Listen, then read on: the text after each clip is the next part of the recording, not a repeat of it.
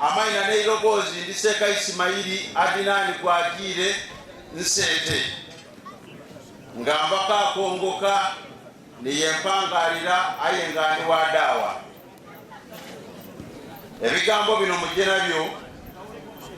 ndakozesa ebigambo ebyomukugu nsome n'oluniri lulala mu Bayibuli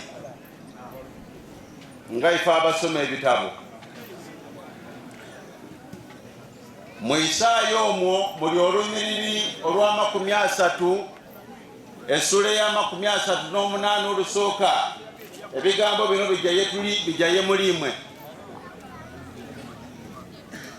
bikoba nti mu biro ebyo Keezeekiya n'alwala kumpi n'okufa. Nabbi Isaaya mutabani wa Amozi n'ajja gy'ali n'amugamba nti teekateeka ennyumba yo kubanga ogenda kufa togenda kulama. Muwulira ebigambo ebyo? Muliko muwulira? Ewoteeseteese ekyo kyolina kikyojja nakyo wamu kyoteeseteese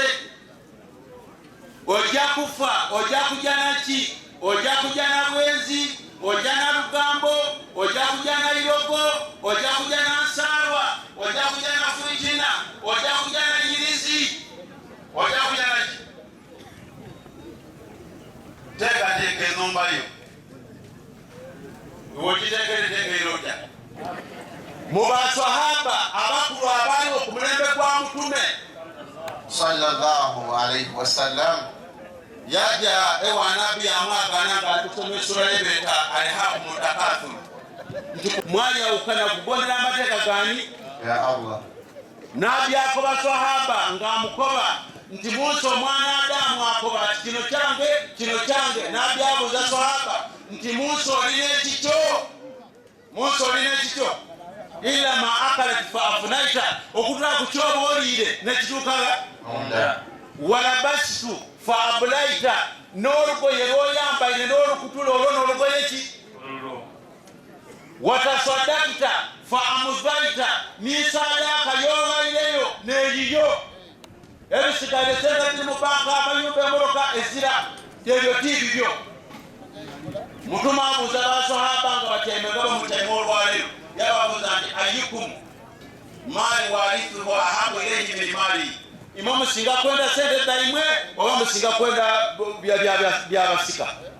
Basahaba bamwiramu bakuba nti ife tusinga kwenda sente zaife. Yakoba nti fa inna maaluhu makadamu emaali yaimwe mugikulembezengamu wa maali warithuhu emaali eyabasika kyamukuku basika balikolaki basika balirya kyangu leka ndeezeyo omuzinga mulala memale kumekereza ebigambo bino. Ife abasomi ebitabo seeka obwaitwale mukaire waife Kadhi Mungu akutukuumire. Nze mutabane we nasoma bitabo byasoma bibiina ate tenda kumanya bya bibiina era ng'oyenda okumanya omutwe guno ekiguli mu idososoni ku byaki era kyova obona neyagala nze nzira ku muzaano gondaganire genkwasa atira yasaagira nziraku ebyo ate kabiri kire kabiri ndikulingala nze tiningabigambo byankule nja kuleeta ebigambo eby'omumanyi yebeeta Imaamu Ibuni Kudama mu kitabo kyebeeta Al-Mughni mu kitabo kyebeeta bya Al-Mughni. Imaamu Ibuni Kudama yakuba ebigambo bino rahimahullah Allah musaasire. Yakuba nti itaku arbaati garati mutye ennumba olina ga mubona Amerika leka eno bajeta University of Understanding University etambulanga ndire bitala wona buli musomo kwoyera nkukulira kule nze yoli kubona lutambula wanga pampaka nonambulanga wokolaki otanze loti ndi kusekere nze zira kusekere nera byasekere. Amerika omusaata mwana w'omugezi yasoma olutalo ng'Amerika ekyokulumba yakabulukuli olwenda ekyenda yalangiga ekitabo kyebeeta Operation Desert Storm. Baza wangu wetangolo kiwulire yalandiika ekitabo kyebeeta Operation Desert Storm America ng'ekyokulumba eggwanga esooka yasoma enseri yasoma olutalo nti tujja kubitala galama ky'ekyokulyamu ki omuduumizi w'amagye ga America eyali ku mulembe gwa George Bush Senior yebeeta Dick Cheney yebeetani Dick Cheney. Wajja abantu babona abasiraamu balowooza mbu balya bwamutyere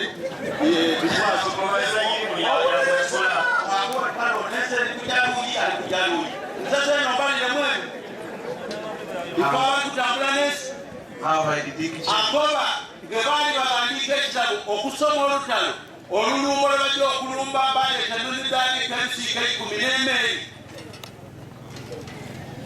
olulumba luno olwajja emmaka muno lusinga olulumba lule lwe balumba Iraka. Akoba Ibuni kudama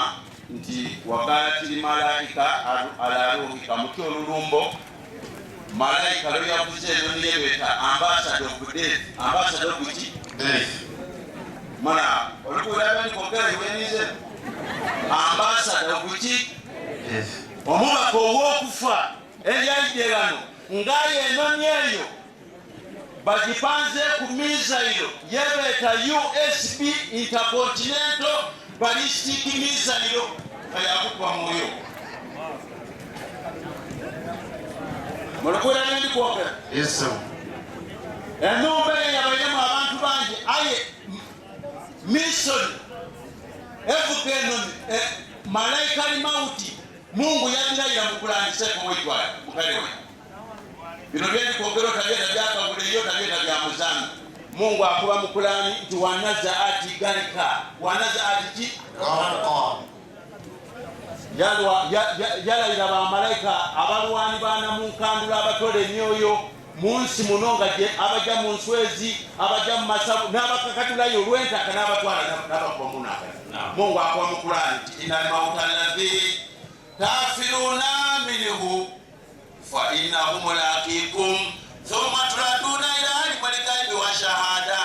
fa yunabbi'ukum bima kuntum ta'malun. Sadaqallahu al-aliyyul azim. Mungu akoba mukulani ti inal mauta alladhi okufa kwa mulumu kaimwe ne mujja mu masabo muba Butimbito muba Meru muba Diraya balweni baisakero balwabanda